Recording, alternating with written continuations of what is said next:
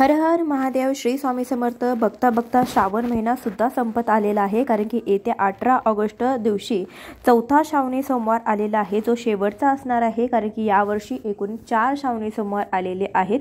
तर या चौथ्या श्रावण सोमवारी शिवपूजन अत्यंत सोप्या पद्धतीने कसे करावे, शिवामूठ कोणते धान्य अर्पण करावे, किती वेळा अर्पण करावे, कशी आणि कधी व्हावी, तसेच पूजा, मंत्र, उपवास अशी संपूर्ण माहिती आजच्या व्हिडिओमध्ये आपण पाहणार आहोत. त्यासाठी व्हिडिओ शेवटपर्यंत पहा. चॅनलवरती नवीन असाल तर सबस्क्राइब करा. श्रावणातील प्रत्येक सोमवारी महादेवांना प्रिय असलेलं धान्य अर्पण केलं जातं. यालाच आपण शिवामूठ असं देखील म्हणतो. प्रत्येक सोमवारी महादेवावरती वाहिल्या जाणाऱ्या शिवामुठीचं महत्त्व देखील अत्यंत वेगळं आहे. त्यामुळे या दिवशी जर शक्य झालं तर तुम्ही मंदिरामध्ये जाऊन नक्कीच शिवामूठ अर्पण करा. आणि जर काही कारणास्तव तुम्हाला जर जाणं जमत नसेल तर आपल्या घरामध्ये जे शिवलिंग आहे तर त्याची सुद्धा विधिवत पूजा तुम्ही करून त्यावरती देखील तुम्ही शिवामूठ वाहू शकता. शिवपूजनासाठी श्रावण हा अत्यंत श्रेष्ठ महिना आहे. श्रावण महिन्यामध्ये अनेक प्रकारची व्रतवैकल्य केली जातात. त्याचबरोबर मनोभावे भगवान शंकरांची पूजा केली जाते. या गोष्टी करत असताना शिवामुठीचं व्रत सुद्धा केलं जातं. शिवलिंगावरती शिवामूठ अर्पण केली जाते. जर तुम्हाला मंदिरामध्ये जाणं शक्य नाही किंवा तुमच्या घरामध्ये शिवपिंड नाही तर तुम्ही मातीपासून किंवा वाळूपासून पार्थिव शिवलिंग तयार करून त्यावरती सुद्धा शिवामूठ अर्पण करू शकता. खरं तर शिवामुठीचं व्रत हे लग्न झाल्यानंतर पहिल्या 5 वर्षामध्ये केलं जातं. म्हणजे आवडती व्हावी, आपल्याला सासरच्या लोकांनी समजून घ्यावं, आपण सासरी रुळावं, यासाठी हे शिवामुठीचं व्रत जे आहे तर ते केलं जातं. परंतु आता कुमारिका सुद्धा हे जे व्रत आहे तर ते करत असतात. काही जण आपल्या इच्छित मनोकामनासाठी हे व्रत करत असतात, तर काही जण अखंड सौभाग्यासाठी देखील हे व्रत करत असतात. तर ज्याच्या त्याच्या इच्छेनुसार हे शिवामुठीचं व्रत आपण करू शकतो. प्रत्येक वेळी देवाकडे काही सांगितलंच पाहिजे असं अजिबात नाही. त्यामध्ये समाधान मागून तुम्ही ऐश्वर्याच्या, भक्तीच्या प्राप्तीसाठी सुद्धा शिवामूठ अर्पण करू शकता. श्रावणातील प्रत्येक सोमवारी हे शिवामुठीचं व्रत करावं. किमान 5 वर्ष तरी या व्रताचं आचरण करावं. पण 5च वर्ष करावं असं अजिबात नाही. तुम्ही दरवर्षी प्रत्येक सोमवारी शिवामूठ ही अर्पण करू शकता. हे शिवामुठीचं व्रत करत असताना श्रावणी सोमवारचा उपवास मात्र जरूर करावा. ज्या नवीन लग्न झालेल्या मुली आहेत तर त्यांनी किमान 5 वर्षापर्यंत तरी शिवामूठ अर्पण करावी. दरवर्षी जरी करायची असेल तरी देखील तुम्ही करू शकता. फक्त ज्या स्त्रियांना एखाद्या सोमवारी अडचण आली असेल त्या सोमवारी शिवामूठ अर्पण करू नये, पूजा करू नये, उपवास मात्र नक्की करावा. तर आता शिवामूठ कशी अर्पण करावी, तर सर्वात आधी आपण शिवांची पूजा करून घ्यायची आहे. जल आणि अभिषेक या दोन्ही गोष्टी भगवान महादेवांना अत्यंत प्रिय आहे. त्यामुळे सर्वात आधी शिवलिंगावरती स्वच्छ पाण्याचा अभिषेक केला, त्यानंतर आपण कच्च्या दुधाचा अभिषेक केला, पंचामृताचा अभिषेक करायचा आहे, पुन्हा एकदा शुद्ध पाण्याचा अभिषेक करायचा आहे. तुम्ही चंदनाचा अभिषेक देखील करू शकता. भगवान शिवांना प्रिय असणाऱ्या ज्या काही वस्तू आहेत तर त्या गोष्टी आपण अर्पण करू शकता.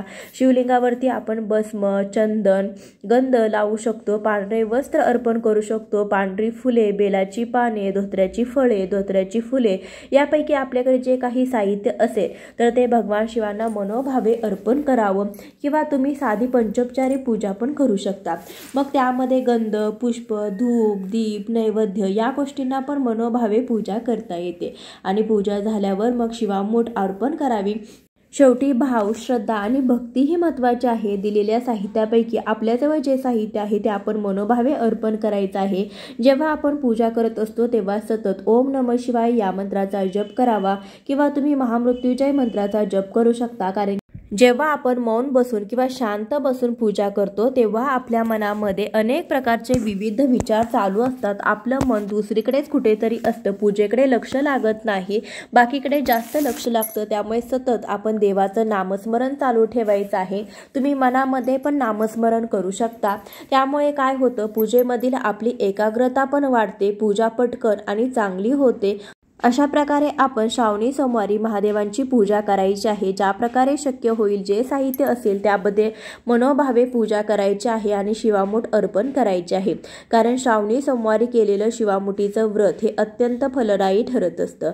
चौथ्या श्रावणी सोमवारी आपल्याला शिवामूठ म्हणून जव अर्पण करायचे आहे. तर काही कॅलेंडरमध्ये जव तर काही कॅलेंडरमध्ये जवस अशी शिवामूठ दिलेली आहे. महालक्ष्मी दिनदर्शिकेनुसार जवस ही शिवामूठ दिलेली आहे.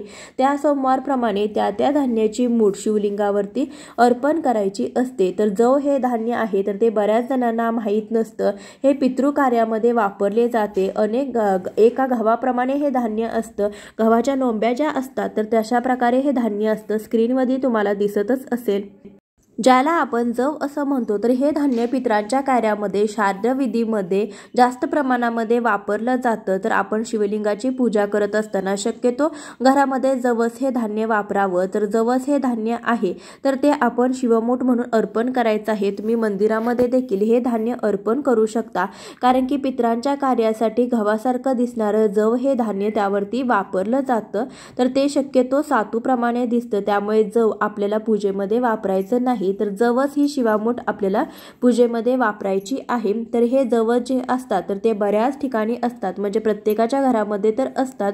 श्रावणी सोमवारी तुम्ही नक्की शिवामूठ अर्पण करा। जरी आपल्याला हे धान्य मिळालं तरी देखील तुम्हाला हे जी शिवामूठ आहे जवसाची तर ती अर्पण करायची आहे, कारण की काही दिनदर्शिकेमध्ये जवस ही शिवामूठ दिलेली आहे। तर ते धान्य आपल्याला मिळालं तर आपल्याला शिवामूठीचं आपलं जे व्रत आहे तर ते पूर्ण होऊ शकतं, व्रत मोडलं जाऊ शकत नाही। त्यासाठी तुम्हाला जर जव व्हायचं असेल तर जव देखील तुम्ही आणून वाहू शकता, किंवा तुम्ही जवस देखील मुठभर जवस देखील घेऊन आपल्याला शिवलिंगावरती अर्पण करायचं आहे। त्यावरती थोडंसं पाणी टाकून ते धान्य ओलं करून घ्यायचं। धान्य आपण शिवपिंडीवरती अर्पण करायचं आहे, किंवा उजव्या हातामध्ये मूठ धरून धान्य घेऊन डाव्या हाताने त्या शिवामुठीवरती पाण्याची धार सोडत आपण शिवामूठ शिवलिंगावरती अर्पण करायचे आहे। शिवामूठ अर्पण करत असताना आपल्याला एक मंत्र म्हणायचा आहे, तो असा की शिवा शिवा महादेवा माझी शिवामूठ ईश्वरा देवा, मनातल्या इच्छा पूर्ण कर रे देवा। हा मंत्र आपल्याला म्हणत शिवामूठ अर्पण करायची आहे। अशा प्रकारे एक मूठ धान्य सुद्धा शिवलिंगावरती आपण अर्पण करू शकतो, किंवा 3 वेळा पण आपण 3 मुठी धान्य शिवलिंगावरती अर्पण करू शकतो। प्रत्येक वेळी पूर्ण मूठ भरून धान्य घ्यावं आणि ते अर्पण करावं। शिवामुठीची कथा पण आहे, ती पण तुम्ही वाचू शकता। अशा प्रकारे प्रत्येक श्रावणी सोमवारी केलेलं शिवामुठीचं व्रत हे अत्यंत फलदायी ठरत असतं।